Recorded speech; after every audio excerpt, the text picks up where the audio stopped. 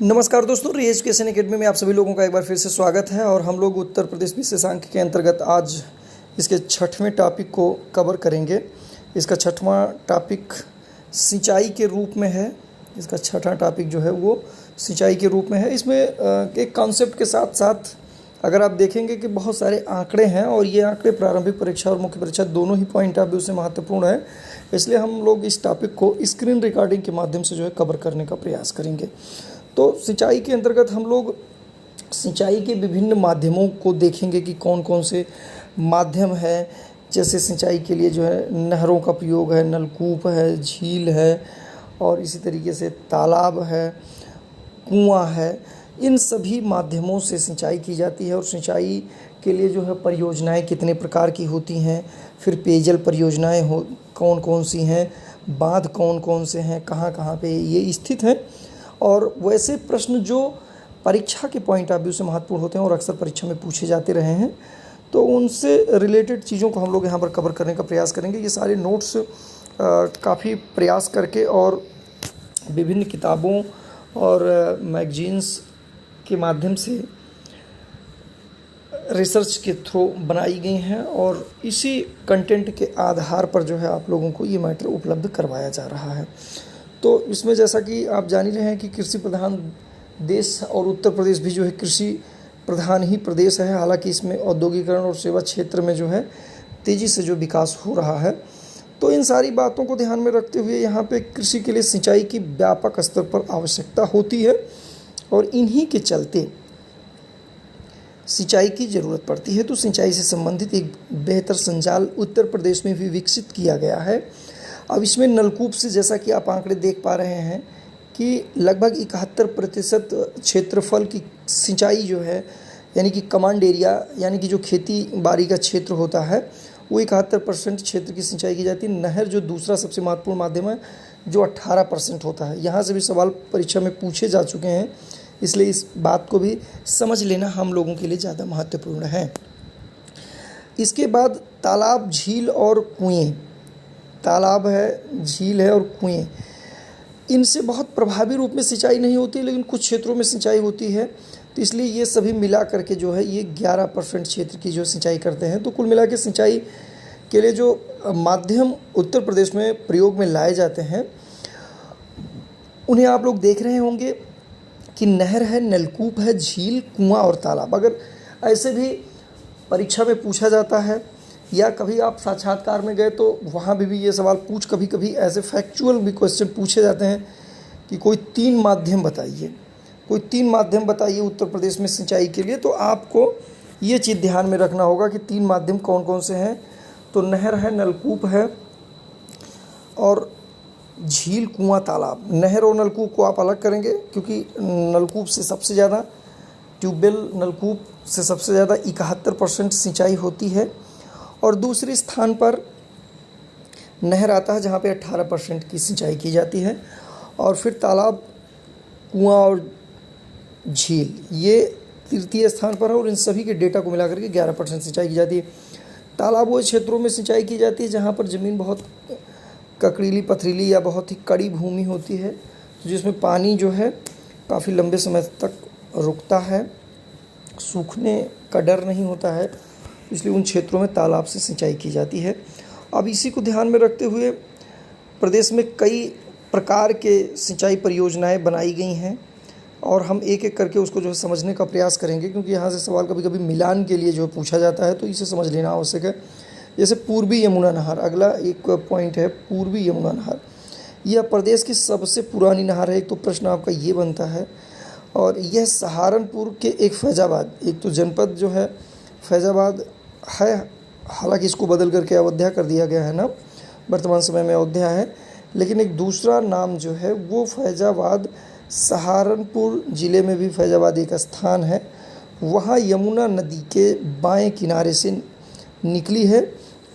और यह नहर शाहजहाँ द्वारा खुदाई गई थी। जो है इसकी खुदाई किसके द्वारा की गई थी? शाहजहाँ के द्वारा की गई थी। तो इससे संबंधित ये महत्वपूर्ण और कई सवाल इसमें बन रहे हैं कि पूर्वी यमुना नहर ये प्रदेश की सबसे पुरानी नहर है और ये नहर सहारनपुर के फैज़ाबाद नामक स्थान से निकली है, और यमुना नहर है तो जाहिर सी बात है कि यमुना नदी से निकाली गई होगी, और ये शाहजहाँ के द्वारा खुदवाई गई थी और बाएं तरफ से ये जो है निकली है। तो ये यमुना नदी की जो है विशेषता है, जो कि सहारनपुर और उसके आसपास के क्षेत्रों में इससे सिंचाई की जाती है। अगला है आगरा नहर। अगला है जो है आगरा नहर आता है। ये दिल्ली के पास ओखला नामक स्थान से निकलती है, यमुना के दाहिने तरफ से। पूर्वी यमुना नहर बाएं तरफ से निकली थी, आगरा नहर जो है दाहिनी तरफ से निकलेगी, क्योंकि दाहिनी तरफ से निकलेगी तभी वो आगरा के साइड में सिंचाई कर पाएगी और उसका नामकरण जो है आगरा नहर किया जा सकेगा। ओखला नामक स्थान से निकलती है। तो ओखला, ये इस शब्द का प्रयोग नोएडा और ग्रेटर नोएडा के आसपास के क्षेत्रों के लिए किया जाता है, क्योंकि नोएडा का फुल फॉर्म क्या होता है, new Okhla industrial development area या अथॉरिटी। तो new Okhla industrial development authority उसका नाम है। तो वहाँ से ये नहर निकाली गई है और इन क्षेत्रों में इससे सिंचाई की जाती है। तो ये दिल्ली के आसपास के जो है क्षेत्रों में ओखला से निकल करके आगरा के क्षेत्र में आगरा नहर के नाम से जानी जाती है और वहाँ पे सिंचाई की जाती है। अगली है ऊपरी गंगा नहर। ऊपरी गंगा नहर और निचली गंगा नहर, दो नहर हो गई। यमुना से दो नदियाँ निकलती हैं, पूर्वी यमुना नहर और आगरा नहर। एक हम इसमें भी सीरीज या एक इसमें जो है दिशा की उत्तर से दक्षिण की तरफ, पूरब से पश्चिम की तरफ, पश्चिम से पूरब की तरफ का एक अगर सिस्टम बनाए तो चीज़ों को याद करना आसान होता है। तो हम लोग उत्तरी और पश्चिमी क्षेत्र से जो है यहाँ पे चल रहे हैं। तो ऊपरी इसमें सबसे उत्तर और पश्चिम में यमुना से निकलने वाली नहरों का स्थान पहले नंबर पर आता है, इसलिए पूर्वी यमुना नहर और आगरा नहर, ये दो नहरों को हम लोगों ने देखा कि यमुना से हैं। फिर गंगा नहर में आएंगे। ऊपरी गंगा नहर ये हरिद्वार में गंगा के दाहिने तरफ से निकलती है। यह जो है हरिद्वार में उत्तराखंड में जो है निकलती है, हरिद्वार के उत्तराखंड नामक स्थान से निकलती है और गंगा के दाहिनी तरफ से निकाली गई। वहीं पर निचली जो गंगा नहर है वो बुलंदशहर में नरौरा है। नरौरा आप लोग जान रहे होंगे कि उत्तर प्रदेश में परमाणु विद्युत उत्पादन करने के लिए, परमाणु ऊर्जा का उत्पादन करने का एक महत्वपूर्ण केंद्र है। तो नरौरा के पास से निकलती है और गंगा के जल से निकाली गई जल का प्रयोग करते हुए जल की आपूर्ति करती है सिंचाई इत्यादि के लिए। तो नहर सिंचाई के लिए ही जो है मुख्य रूप से है। तो यहाँ पे ये चीज़ जो है देखने में आता है। तो ऊपरी गंगा नहर और निचली गंगा नहर दो हो जाती है आपके गंगा नहर से निकली हुई, गंगा नदी से निकली हुई नहरें।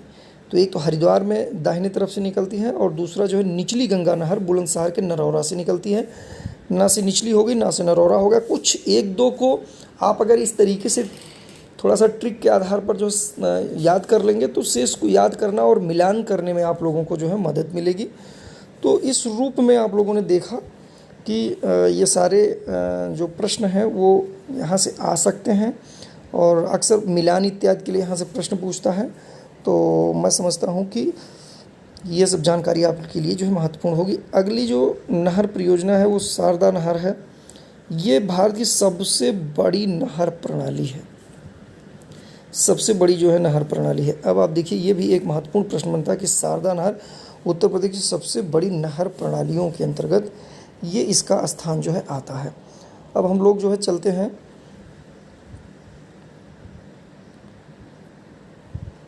आगे बढ़ते हैं। ऊपरी गंगा नहर ये देख लिया, शारदा नहर तक हम लोगों ने देख लिया।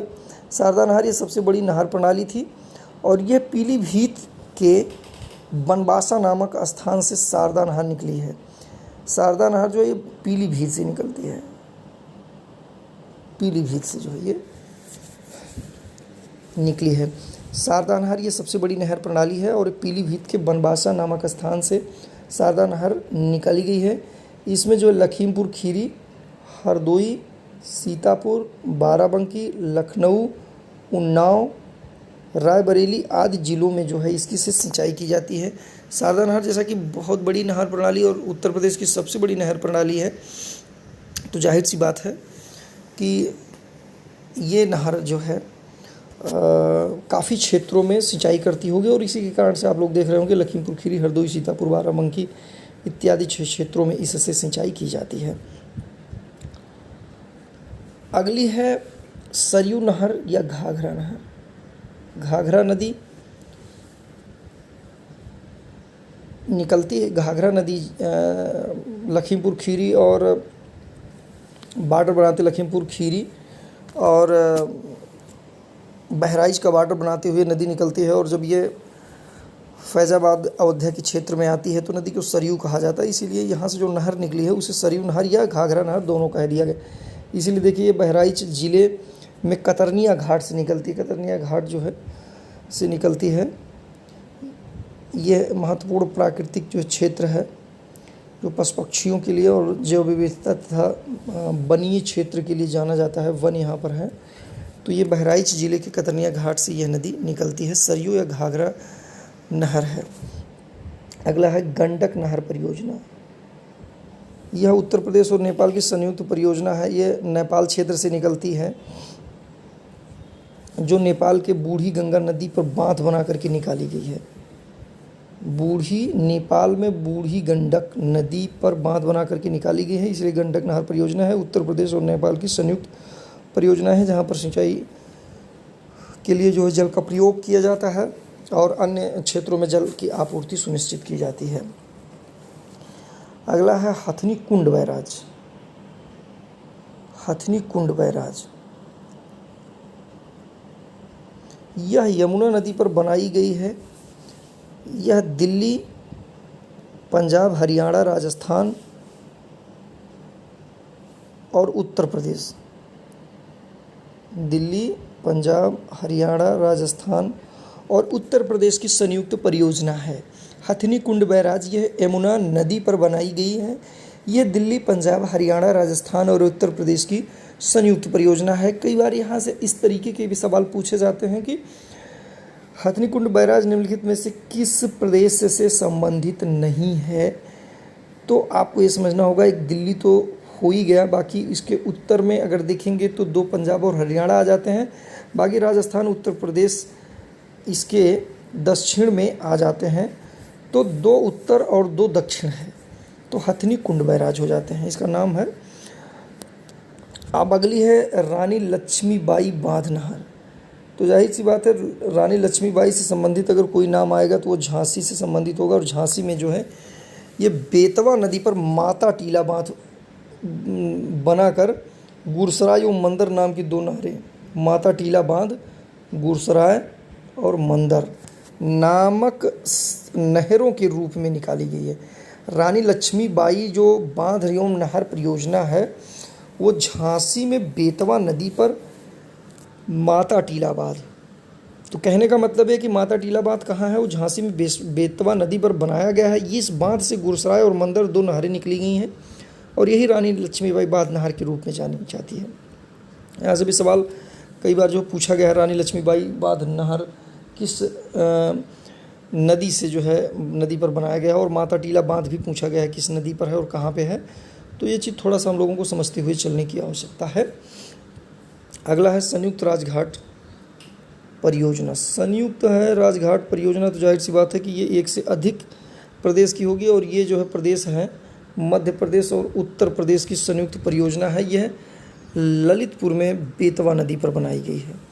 बेतवा नदी जैसा कि आप लोग जान रहे हैं कि ये भोपाल से निकलती है मध्य प्रदेश में और ये उत्तर प्रदेश में ललितपुर में प्रवेश करती है। ललितपुर, झांसी, जालौन और बेतवा नदी हमीरपुर में जा कर के यमुना नदी से मिल जाती है। तो जाहिर सी बात है कि यह नदी ललितपुर में संयुक्त राजघाट परियोजना बनाती है और आगे जब बढ़ती है झांसी में तो वहाँ पे माता टीला बांध बनाती है। तो बेतवा नदी बहुत ही महत्वपूर्ण है, चूँकि ये बुंदेलखंड क्षेत्र में जाती है इसलिए इसका महत्व और भी बढ़ जाता है। क्योंकि कई बार ये भी सवाल पूछे जा सकते हैं ना कि बुंदेलखंड क्षेत्र में चूँकि सिंचाई की और कृषि काफ़ी पिछड़ी हुई है, तो वहाँ पे सरकार के द्वारा कौन से जो है परियोजनाएं बनाई गई हैं।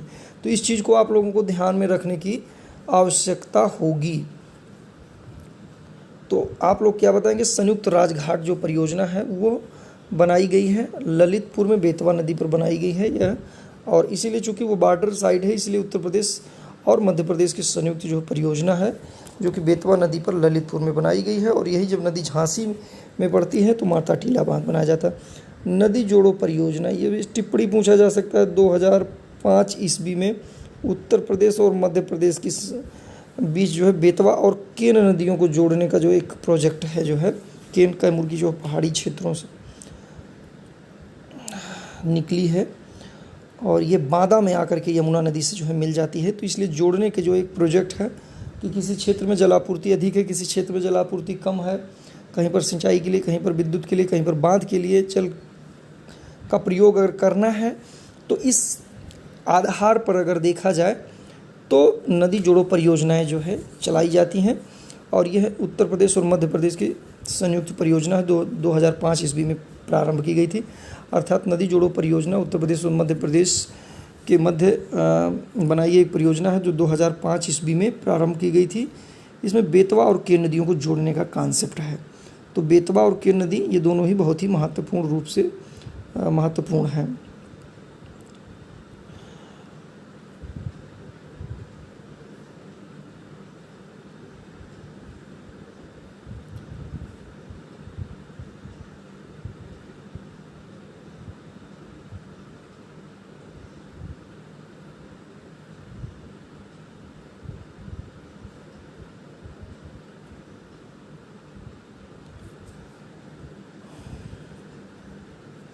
अब ये प्रारंभ हुई थी, इसके अंतर्गत मध्य प्रदेश के पन्ना नामक स्थान पर केन नदी पर, मध्य प्रदेश में पन्ना नामक स्थान है, केन नदी पर बांध बनाकर नहरें निकाली गई हैं जिससे बेतवा नदी में जलापूर्ति की जाती है।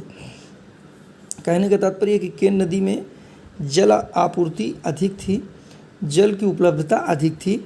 ऐसी स्थिति में वहाँ पर मध्य प्रदेश के पन्ना नामक स्थान पर, ये महत्वपूर्ण है कि जो संयुक्त परियोजना है नदी जोड़ो परियोजना जो बनाई गई है उसमें मध्य प्रदेश के पन्ना नामक स्थान पर बांध बनाया गया है।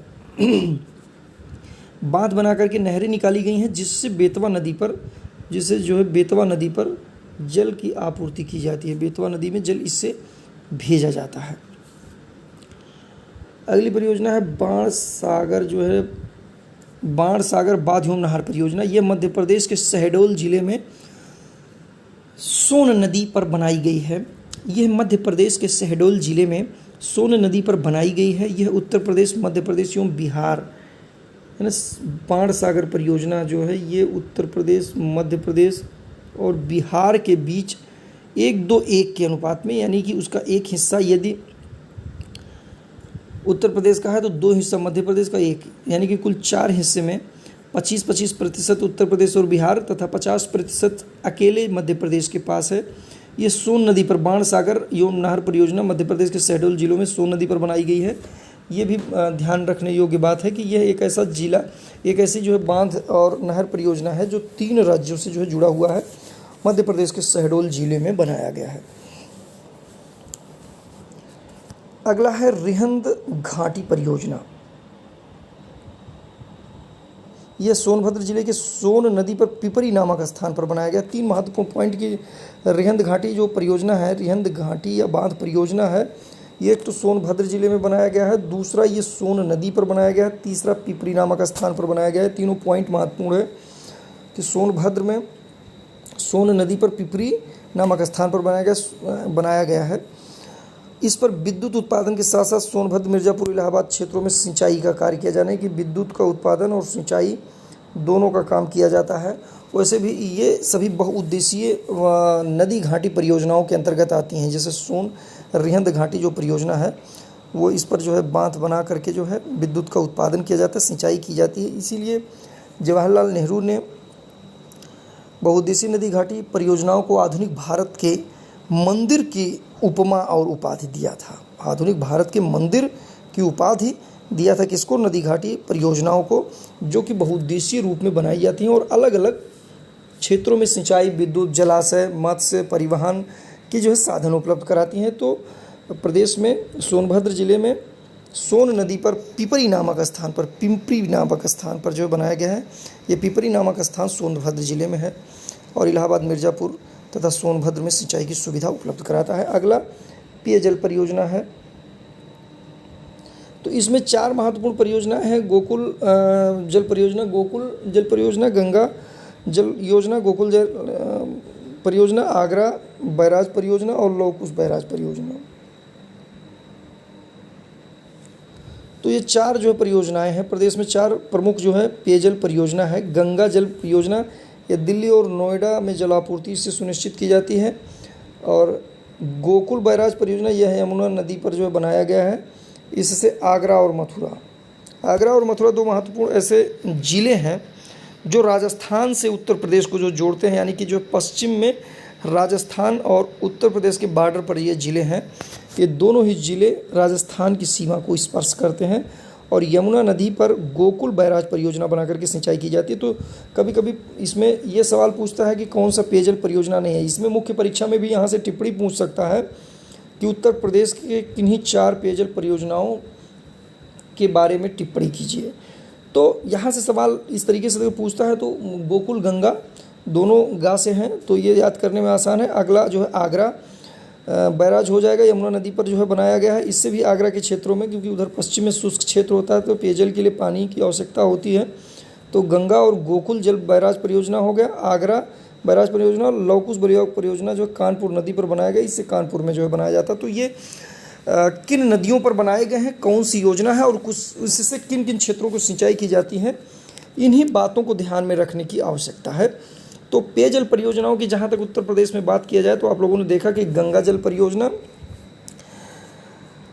और गोकुल जल परियोजना, गंगा जल परियोजना, गोकुल जल परियोजना, आगरा बैराज परियोजना और लौकुश बैराज परियोजना, 4 महत्वपूर्ण जो है परियोजनाएं इसमें जो है गंगा, गोकुल, आगरा और लौकुश परियोजना है। तो लौकुश बैराज परियोजना कानपुर में है और कानपुर में अगर है तो गंगा नदी पर ही बनाया जाएगा।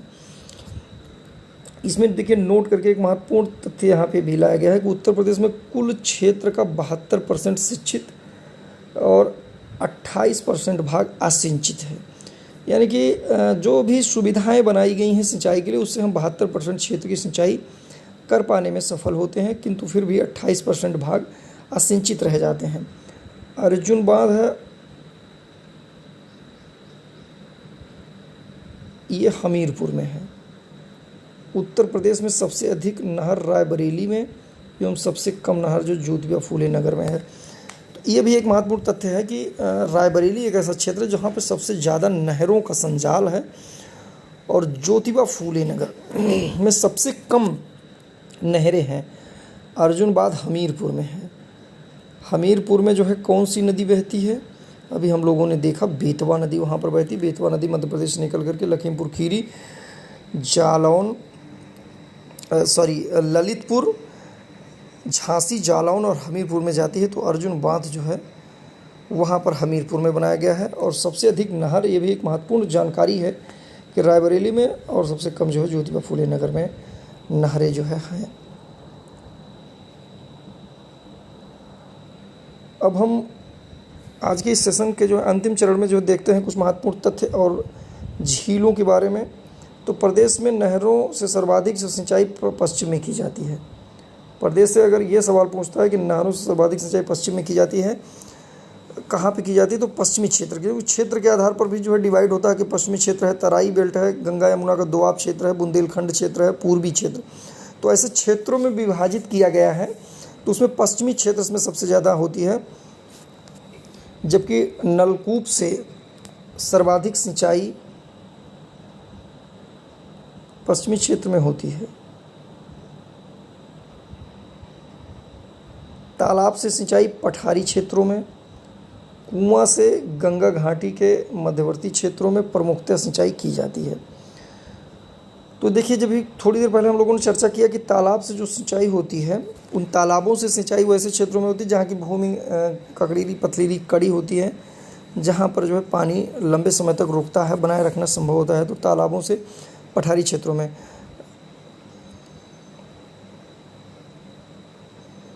तो पश्चिमी क्षेत्रों में नहर और नलकूप का जो है ज़्यादा प्रयोग किया जाता है। तालाब पठारी क्षेत्रों में की जाती है। गंगा घाटी के मध्यवर्ती क्षेत्र में सिंचाई का साधन आपके कुआं होता है। तो यह कुछ क्षेत्रीय आधार पर जो है साधन को लेकर के जो है वर्गीकरण है। अगला हम लोग देखेंगे एक महत्वपूर्ण चीज़ जो सिंचाई परियोजनाओं में, तो रामगंगा बांध रामगंगा नदी पर बनाई गई। रामगंगा बांध जो है रामगंगा नदी पर बनाई गई है। बिजनौर जिले से निकलता है और कन्नौज में जाके गंगा नदी से मिल जाता है। अभी पिछले लेक्चर में हम लोगों ने इसको देखा था। तो बिजनौर में यह प्रदेश का सबसे ऊंचा बांध है। रामगंगा बांध रामगंगा नदी पर बनाया गया और सबसे ऊंचा बांध है। कनहर बांध जो है वो सोनभद्र में है। कनहर बांध, कनहर नदी भी है ये सोनभद्र में, कनहर नदी है सोनभद्र में। जिरगो बांध जो है मिर्ज़ापुर में, दोनों में आधारा ऊपर लगा हुआ है ना। जिरगो में आधारा है, मिर्ज़ापुर में, तो याद करने के लिए सही है। मूसा कहंद बांध जो है कर्मनासा, इसमें भी सा लास्ट में आ रहा है, मूसा में भी जो है लास्ट में आ रहा है। तो कर्मनासा नदी पर चंदौली में बनाया गया है। अभी हम लोगों ने देखा था पिछले लेक्चर में कि कर्मनासा नदी और चंद्रप्रभा नदियाँ जो है वो दाएं तरफ से गंगा नदी में मिलने वाली उसकी सहायक नदियाँ हैं। तो चीज़ों को एक दूसरे से जोड़ करके ऐसे तुलनात्मक रूप से अंतर करके समानता स्थापित करते हुए आप लोग पढ़ेंगे तो चीज़ें जो है तैयार हो जाएंगी आसानी से, कोई जो प्रेशर नहीं इसमें होगा। तो आप लोगों ने देखा कि रामगंगा बांध जो है वो रामगंगा नदी में बिजनौर में बनाया गया है। ये प्रदेश का सबसे ऊंचा बांध है, बहुत ही महत्वपूर्ण फैक्ट है, सबसे ऊंचा बांध। और कनहर बांध कनहर नदी पर ही होगा और कनहर नदी हम लोगों ने देखा था सोनभद्र में पहले से ही है और ये पठारी क्षेत्र से जो है निकलने वाली जो है महत्वपूर्ण नदी है। जिरगो बांध आधारा के कारण से मिर्ज़ापुर में हो गया। मूसा कर्मनासा हो गया, चंदौली में बनाया गया। तो इस आधार पर महत्वपूर्ण ये बांध हो गए। अब हम थोड़ा सा झील को देख लेते हैं, अगर तथ्यात्मक सवालों को भी थोड़ा सा कवर करना है क्योंकि यहाँ से सवाल भी पूछा जाता है। तो हम लोग जो झील देखेंगे फिर जिला देखेंगे, झील देखेंगे और जिला देखेंगे कि किसमें ये हैं। जैसे फूलहार झील ये पीलीभीत से जो है में है और यहीं से आपकी गोमती नदी निकलती है जो मैदानी क्षेत्र की महत्वपूर्ण नदी है। कि पीलीभीत में फूलहार झील जो एक दलदली क्षेत्र है वहाँ से निकलती है। बखीरा झील जो है संत कबीर नगर में है और औंधा ताल जो है बनारस में है। दहर झील जो है वो हरदोई में है, दहर हरदोई में है। नौह झील मथुरा में है। दरवन झील फैजाबाद में है। कुंद्रा समुद्र झील उन्नाव में है। बेती प्रतापगढ़ में है, पश्चिमी बिहार भी यहाँ पे है। तो दोनों एक दूसरे से याद करने में। रामगढ़ ताल गोरखपुर में है, रामगढ़ ताल शहर से ही सटा हुआ है, बहुत बड़ा ताल है ये, झील के रूप में जाना जाता है। बुल्हपारा झील कानपुर में है। करैला झील जो है लखनऊ में है। गोविंद बल्लभ पंत सोनभद्र में है क्योंकि जो रिहंद बांध जो बनाया गया उसके पीछे जो है एक जलाशय बनाया गया है जो कि गोविंद बल्लभ पंत के नाम से जाना जाता है। तो इसलिए सोनभद्र में है क्योंकि सोनभद्र में ही पिपरी नामक स्थान पर सोन नदी पर जो है रिहंद बांध बनाया गया है। राजा बांध सुल्तानपुर में। भोजपुर ताल, जैसे एक गाना था ना राजा भोज करके, है ना, आप लोगों ने देखा होगा। तो ये दोनों राजा और भोज, ये दोनों ताल आप एक दूसरे से जोड़ करके चलेंगे कि राजा का बांध और भोजपुर ताल ये दोनों सुल्तानपुर में है। अब लेकिन एक और बांध है इसमें लौधी का ताल भी है जो ये सुल्तानपुर में ही है। अलवारा झील कौशाम्बी में है। अलवारा झील कौशाम्बी में। देवरिया ताल, देवरिया जिला भी है, देवरिया ताल है, लेकिन देवरिया जो ताल है वो देवरिया ज़िले में नहीं है भाई साहब, इसको याद करना बहुत ज़रूरी है क्योंकि ये कन्नौज में है। बड़ा ताल शाहजहाँपुर में है और मंदर महोबा में है, मासी मंदर मासी महोबा, और बरुआ सागर जो है झांसी में है। तो इतने महत्वपूर्ण जो है फैक्ट एंड फिगर्स हैं आप लोगों के सामने। सिंचाई का क्या महत्व है या सिंचाई का कृषि में कितना महत्व है, ये एक प्रश्न आपका टिप्पणी मुख्य परीक्षा के पॉइंट ऑफ व्यू से बन सकता है। आप सभी लोगों को ये जानना भी महत्वपूर्ण है कि जब 1967 ईस्वी में हरित क्रांति प्रारंभ की गई है तो उन्नत किस्म के बीज, सिंचाई और उर्वरक, इन 3 पॉइंट्स पर जो है उस समय चर्चा की गई थी। तो आपको ये समझ में आना चाहिए कि सिंचाई कृषि के लिए कितना महत्वपूर्ण है। इससे उत्पादन और उत्पादकता दोनों पर इसका व्यापक असर पड़ता है। इसीलिए सिंचाई का संजाल स्थापित किया गया है और प्रदेश में नलकूप, नहरें, कुआं, तालाब के माध्यम से सिंचाई सुनिश्चित की जाती है।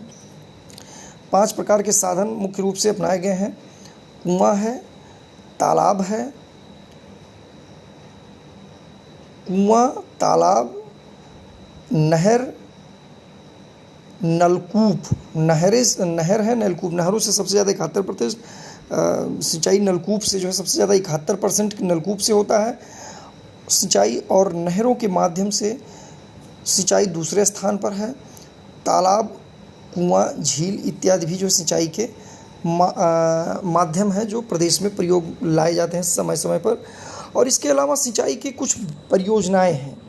सिंचाई के लिए 3 जो है परियोजनाएं हैं। सिंचाई के लिए 3 परियोजनाएं बनाई गई हैं। एक जो है बृहद और दूसरा जो है मध्यम है।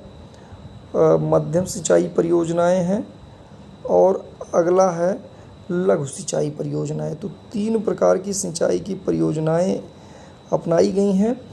इन तीनों सिंचाई परियोजनाओं में एक कमांड एरिया की सिंचाई का मानदंड रखा गया है। इसमें 10,000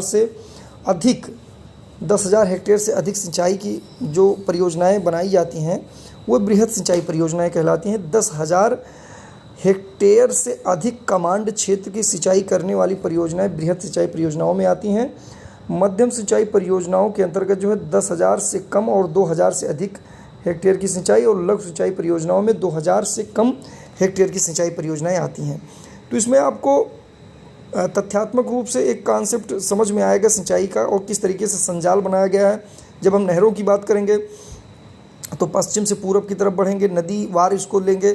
जैसे यमुना नदी पर हम लोगों ने देख लिया था, और इसके बाद जो गंगा नदी पर जो है देख लिया था, और फिर जो है कानपुर शहर की तरफ जो है बढ़े थे जहाँ पर पेयजल परियोजनाएं लौकुश के नाम से आई थी।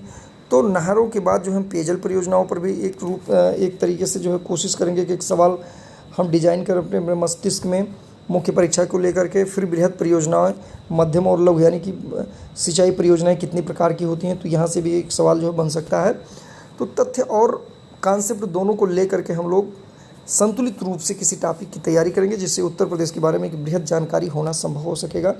तो आज के इस लेक्चर में हम लोगों ने देखा कि सिंचाई परियोजनाएं जिसमें विभिन्न माध्यमों के साथ साथ परियोजनाओं के प्रकार, पेयजल की परियोजनाएं, झील, नदी, तालाब इत्यादि के माध्यम से सिंचाई के संजाल को उत्तर प्रदेश में जो है हम लोगों ने देखा। अगले लेक्चर में हम एक नए टॉपिक पर चर्चा करेंगे। तब तक आप लोग बेहतर ढंग से अपने टॉपिक की तैयारी करते रहिए, अपनी तैयारी को मजबूत कीजिए और परीक्षा में अपने दावेदारी को मजबूत कीजिए। Best of luck. Thank you.